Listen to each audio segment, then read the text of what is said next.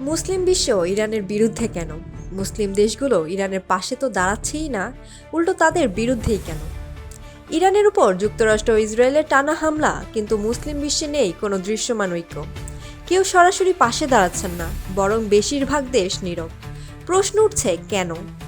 বাস্তবতা হলো এখানে ধর্ম নয়, কাজ করছে রাজনীতি, নিরাপত্তা আর জাতীয় স্বার্থের হিসাব। 1969 সালের বিপ্লবের পর ইরান নিজেকে মুসলিম বিশ্বের নেতা হিসেবে প্রতিষ্ঠা করতে চেয়েছিল, কিন্তু সেই চেষ্টার বড় অংশই এসেছে বিভিন্ন দেশে মিত্র গোষ্ঠীকে সমর্থনের মাধ্যমে। লেবাননের হেজবুল্লাহ, ইয়েমেনের হুতি, ইরাকের বিভিন্ন সশস্ত্র গোষ্ঠী, সব জায়গায় ইরানের প্রভাব বিস্তারের অভিযোগ রয়েছে। ইরান এটিকে প্রতিরোধ বলয় বললেও অনেক আরব দেশ এটিকে দেখে হুমকি হিসেবে।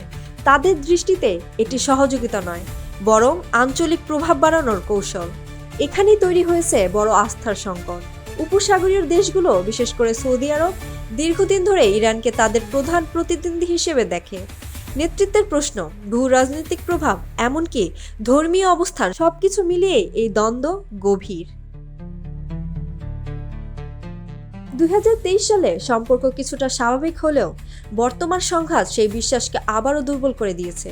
এর সঙ্গে যুক্ত হয়েছে আরেকটি গুরুত্বপূর্ণ বিষয়, সুন্নি ও শিয়া বিভাজন। যদিও এই যুদ্ধ সরাসরি ধর্মীয় নয়, তবুও বাস্তবতা হলো ইরান একটি শিয়া অধ্যুষিত দেশ, আর অধিকাংশ আরব দেশ সুন্নি সংখ্যাগরিষ্ঠ।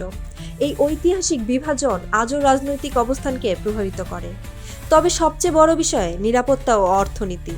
মধ্যপ্রাচ্যের অনেক দেশই যুক্তরাষ্ট্রের সামরিক ও অর্থনৈতিক সহযোগিতার উপর নির্ভরশীল। তারা জানে সরাসরি ইরানের পাশে দাঁড়ানো মানে বড় ধরনের ঝুঁকি নেওয়া। একটি বিস্তৃত যুদ্ধে জড়িয়ে পড়ার আশঙ্কাও তাদের সিদ্ধান্তকে প্রভাবিত করছে। অন্যদিকে ইরানের তথাকথিত প্রতিরোধের অক্ষয়ও এখন আগের মতো শক্তিশালী নয়। হামাস, হেজবুল্লাহ সহ মিত্র গোষ্ঠীগুলো সাম্প্রতিক সংঘাতে দুর্বল হয়ে পড়েছে। সিরিয়ায় মিত্রদের অবস্থানও নড়বড়ে, ফলে ইরানের আঞ্চলিক প্রভাব আগের তুলনায় কমে গেছে। সব মিলিয়ে মুসলিম বিশ্বে ইরানের প্রতি সমর্থনের অভাব কোনো আকস্মিক ঘটনা নয়।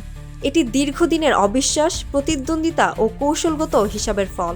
এই সংকট স্পষ্ট করে দিচ্ছে মুসলিম বিশ্বে ঐক্যের চেয়ে এখন বেশি গুরুত্বপূর্ণ হয়ে উঠেছে নিজস্ব স্বার্থ, নিরাপত্তা এবং বাস্তব রাজনীতি।